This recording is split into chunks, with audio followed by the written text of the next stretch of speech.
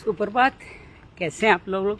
एक बहुत सुंदर दिन, आज प्रतिपदा है श्राद्ध पक्ष की, और आज हम सब पूरे षष्ठी में जो आज प्रतिपदा के दिन जिन्होंने ब्रह्मलीन में, उन सबको श्रद्धा भाव से नमन करते हैं।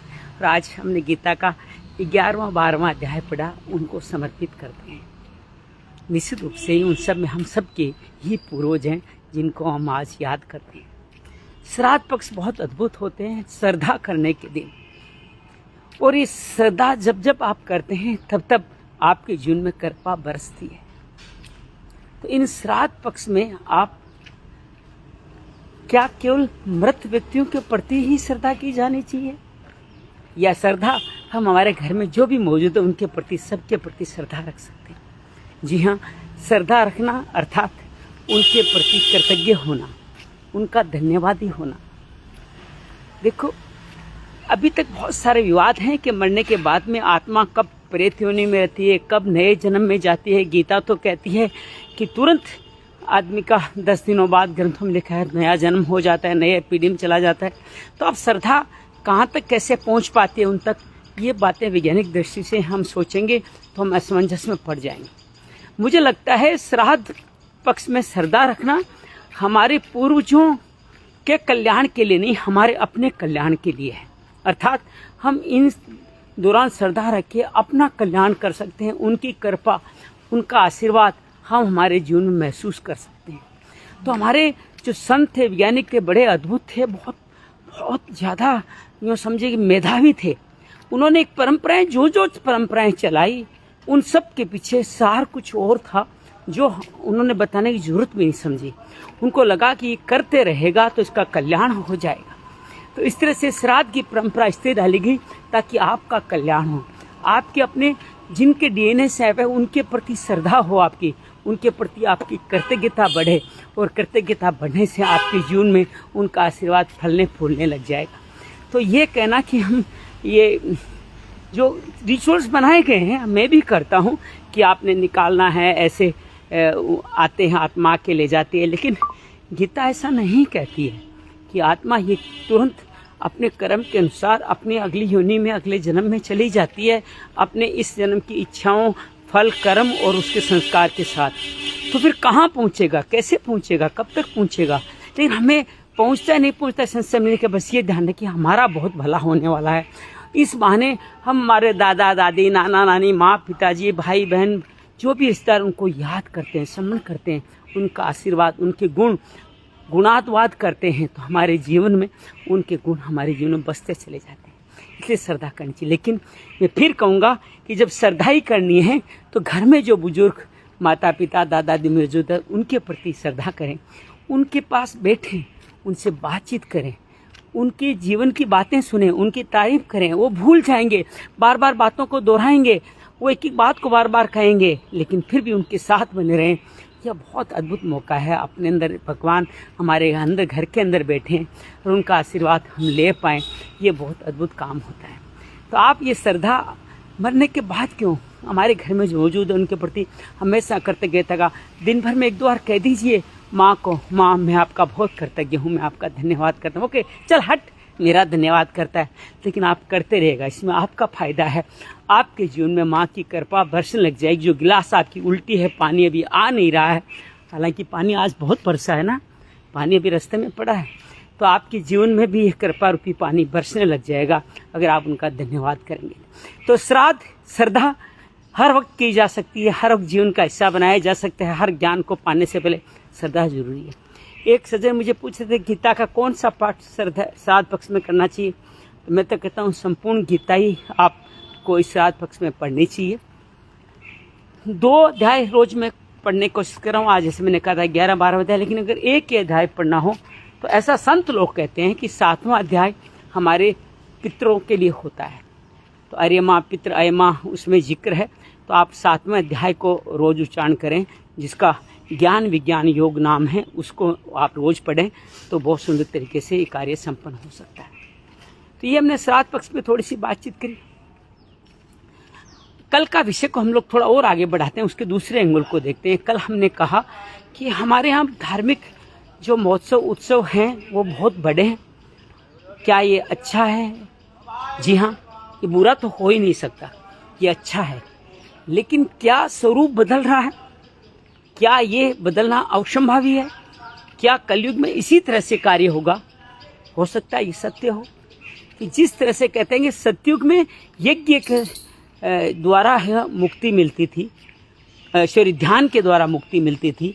द्वापर में, त्रेता युग में आते आते ये कार्य संपन्न होने लग गया दान दक्षिणा से, और उसके आगे संपन्न होने लग गया यज्ञ से, और अब ये संपन्न हो रहा है संकीर्तन से, राम नाम से। तो हो सकता है कि जिस तरह से भी हम त्यौहार मना रहे हों, उस तरीके से किसी न कैसे जाने अनजाने, चाहे किसी धुने पे हो, किस तरह से हो, किस भाव के हों, लेकिन कहीं न कहीं हम कहीं न कहीं ईश्वर का नाम तो ले ही रहे हैं। तो आप जिस भी तरीके से त्यौहार मनाएं, चाहे उस मनाने के दौरान हमारे भाव या तौर तरीकों में जितनी शुद्धता आनी चाहिए उतनी नहीं आए तो क्या हुआ? हम मना तो रहे हैं।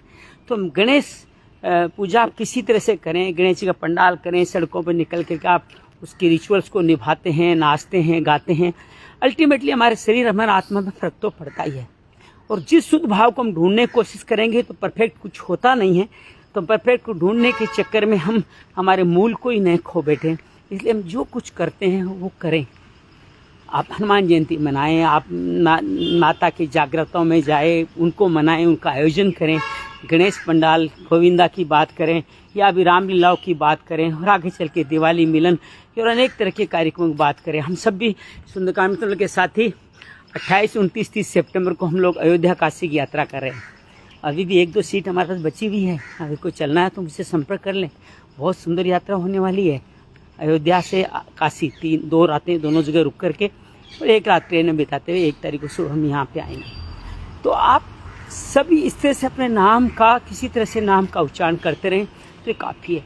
जरूरी नहीं है हर विधि परफेक्ट हो। वैसे भी भगवान ने कहा ना कि भक्त भाव से मैं प्रसन्न होता हूँ, उसकी विधि विधान से नहीं। तो किस विधि से करो मतलब नहीं, धीरे धीरे। अच्छा, एक और बात है, हो सकता है आप पहले करो, आपका भाव इतना शुद्ध नहीं हो, किसी के कहने से करो, किसी कहने से पंडाल में जा रहे हो, किसी कहने से डांस करो, नृत्य करो, या हो सकता है आपका कुछ अलग भाव भी हो, लेकिन धीरे धीरे भगवान धीरे धीरे लाएंगे और आपकी शुद्धि करते चले जाएंगे। गीता के 7वें अध्याय में तो भगवान कहते हैं कि भक्त पहले आर्त होके मेरे, दुखी होके मेरे पास आता है, फिर वो जिज्ञासा जगाता है मेरे में, फिर उसके अर्थ की पूर्ति होती है, तो वो धीरे धीरे ज्ञानी बन जाता है। तो चतुर्विधा भजन्ते मामम, आर्थ जिज्ञासु अर्थार्थी ज्ञानी 6 भरतर सब है, अर्थात 4 तरह के भक्त मुझे पूछते हैं। तो इस तरह से किसी भी मार्ग से आओ, अगर आप किसी भी तरह से इन कार्यक्रमों में लीन होते हैं तो अपने 3 लाभ जरूर अवश्य देते हो। एक तो उस समय जो बिताते हो वो समय का सदुपयोग है, उसमें आप गलत कार्य नहीं करते हो। दूसरा, इस पूरी साधना चिकित्सा के जो सेवा करते हो आप, किसी भी तरह की पद सेवा, निमंत्रण सेवा, किसी भी सेवा, उसका लाभ उससे आपको परिवार को मिलता है। और तीसरा है, आप आने वाली पीढ़ी में भी कुछ संस्कार डालते जा रहे हो। हाँ, हमें प्रयास करना चाहिए कि धीरे धीरे अपग्रेड होते जाएं। अपनी जब ये यात्रा धार्मिक त्योहारों की यात्रा है, इसको भी शुद्ध भाव में निष्काम कर्मयोगी की तरह, बिना किसी नाम दाम तप की इच्छा के, नाम की इच्छा के, प्रतिष्ठा की इच्छा के हम लोग संचालित कर पाएँ तो बहुत अद्भुत काम हो जाएगा। लेकिन जो आप कर रहे हैं वो करते रहिए, ये बहुत अद्भुत कार्य है।